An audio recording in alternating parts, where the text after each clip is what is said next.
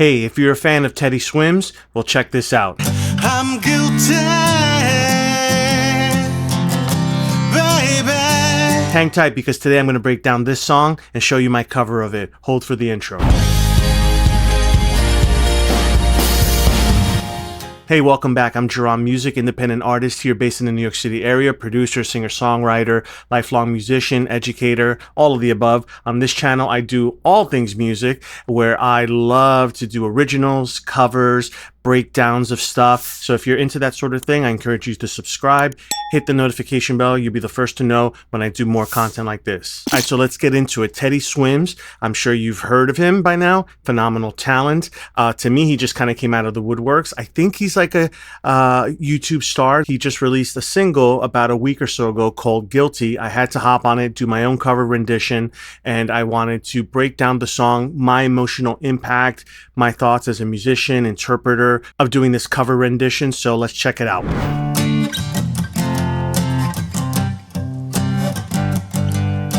Of having only eyes for you, of letting you turn my crimson skies blue.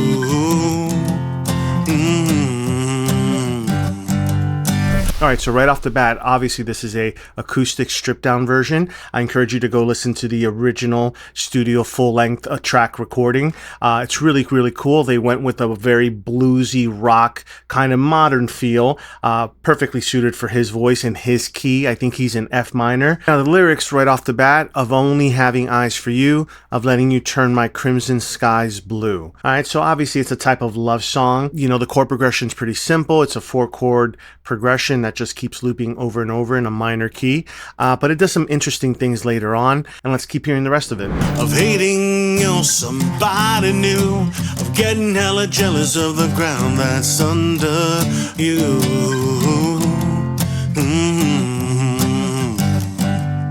All right, so obviously it's kind of a it's a love song, but there's obviously some angst there, some unrequited love of some sorts, of hating you're somebody new, of getting hella jealous of the ground that's under you. Well, that's pretty obvious. There's a third person in the mix. Historically, for time and time again, love songs of all different shades really pull people in, something that's relatable.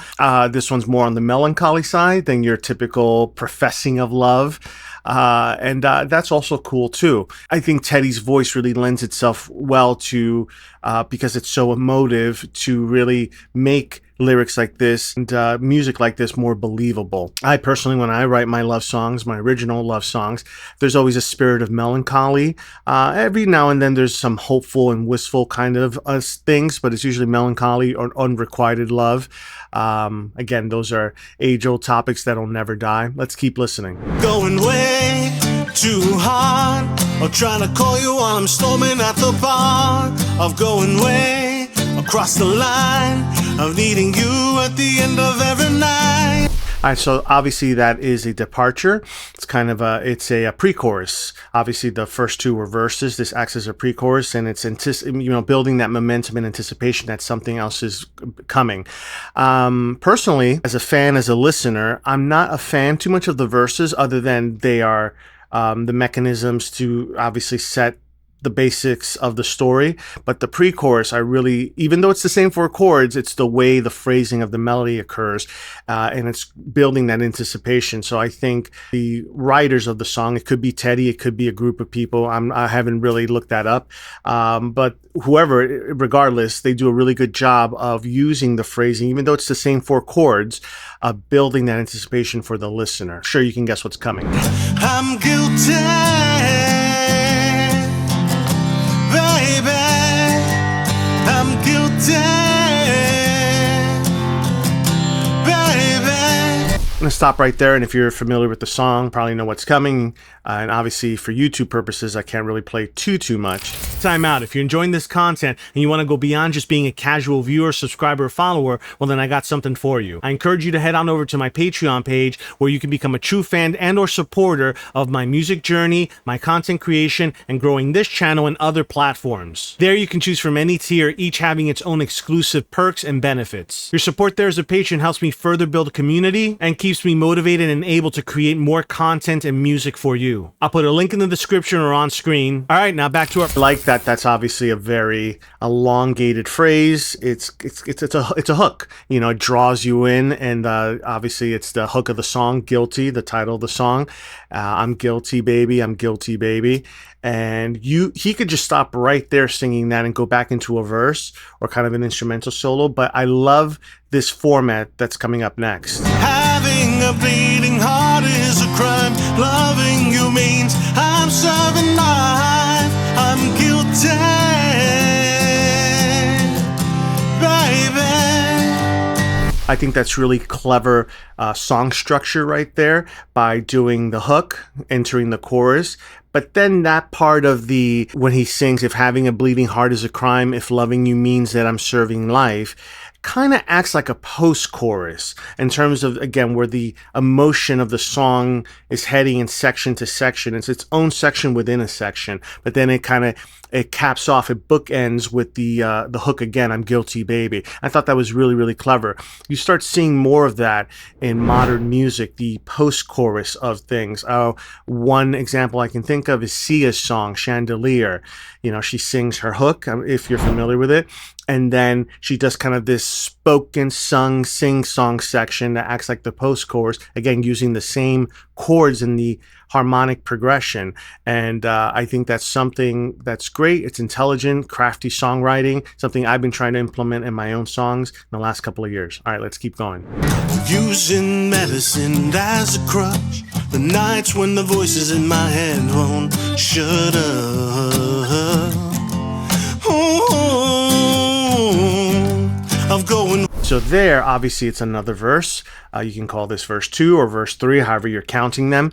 But it's a shortened verse, whereas when we started the top of the song, you had 2 distinct verse sections in between the stanzas. But this one is a little truncated. Again, another typical modern-day songwriting device, although it's been done in the past, because we want to get the listener back into the next sections. Usually, though, me personally, or professionally as a songwriter, I like the verses to be meaty, to have enough in there and not be in such a rush to get into the choruses. But I understand with today's attention spans and on streaming services, people want to hear the hooks, the choruses over and over again, because all of music, it really is unity and variety. We need to have a couple of things that are similar for us to latch onto in our brains when it comes to music and patterns, but then we need to have variety so that we don't get bored. Comment below, let me know if you think songs today are too short, or are songwriters and producers, record labels, artists pandering to the short attention span of you, the audience. Let's keep going. Way too far, or driving by a place and counting up the cars, of going way across the line, of needing you at the end of every night. All right, so there's another pre-chorus, but what I like about this one, the lyrics are different. Sometimes the pre-choruses are the same lyrically, but here the pre-chorus pushes the story along, whereas the first one was of going way too hard, of trying to call you while I'm storming out the bar, of going way across the line, of needing you at the end of every night. This one is of going way too far, of driving by your place and counting up the cars, of going way across the line, of needing you at the end of every night.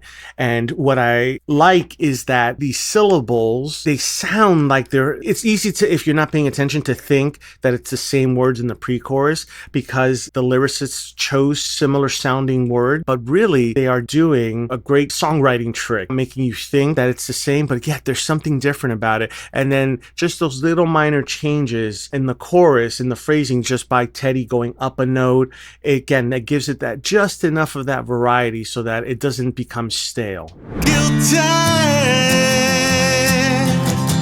baby, I'm guilty,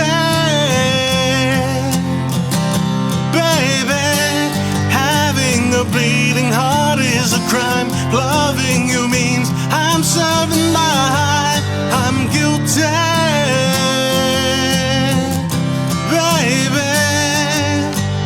So again, that chorus is the second chorus, I'm calling it. Very obviously similar as the first, Only difference is the slight differences in inflection that Teddy did and then I did here in my rendition.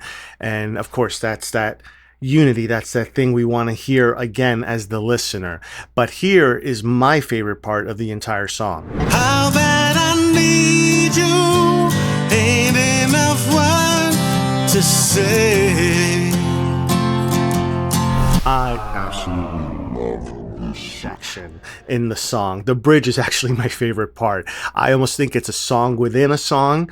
I think this is so clever because obviously the songwriters are heading into another key. It's kind of a related key. I won't go into the theory of it. I just love bridges. I really do. And nowadays in popular music, this is kind of one of the things I cry about and complain about, that there aren't enough bridges, because I do think when done well, a bridge is a great section for a song. It's that detour. It gives the audience a break from the unity and the variety, an actual proper bridge serving its purpose of, again, bridging usually two halves of the song. And I think it allows an opportunity lyrically for the lyricist, the storyteller of the song, to say a bit more about the story, whether it's an opposing view, a hopeful view. And I like that here where Teddy, obviously singing this, saying, how bad I need you, ain't enough words to say. Whereas before, the story's telling the things the character was doing, feeling, owning that the character is feeling guilty about his or her decisions. But then this is kind of self-reflective here in this moment in the bridge. How bad I need you, ain't enough words to say. And then here's the rest of it. Are we really over, or just on a different page? Hey. Oh, I love that. So lyrically, are we really over or just on a different page? I think that's very relatable to most people and that have been in relationships of any kind. Obviously, this is implying more of a romantic relationship. The chords there are just dancing around the original key, but kind of outside of it, related to it. It gives that that harmonic detour that we need. But then I love that last chord when Teddy and I in this rendition sing, hey, it's just kind of a... it's not really a suspended chord. It's a dominant 7 chord, but it adds a sense of suspense, leaves it hanging. And again, that I think is very clever in what the songwriters and the lyricists did to evoke that emotion out of us of like, oh, there's a pensiveness here, reflectiveness. Then they take it home. I'm guilty, baby, I'm guilty.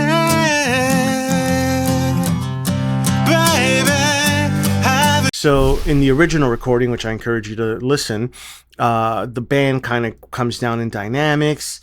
It acts more like a breakdown, even though it is the chorus section. It's more of a breakdown to then build it back up. I tried to emulate that with the dynamics of my guitar and the way I strummed the pattern and kind of palm muted and brought it back up.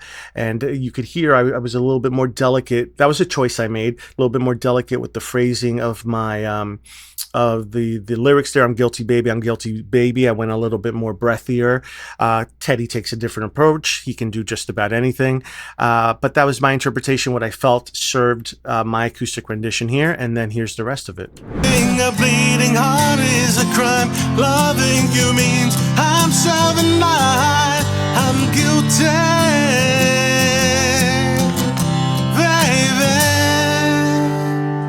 And then obviously I go all to the wall there and really hard strumming, emulating what the band would do. So again, that is my rendition of Teddy Swims' Guilty. Let me know in the comments, what are your thoughts? Do you like this song?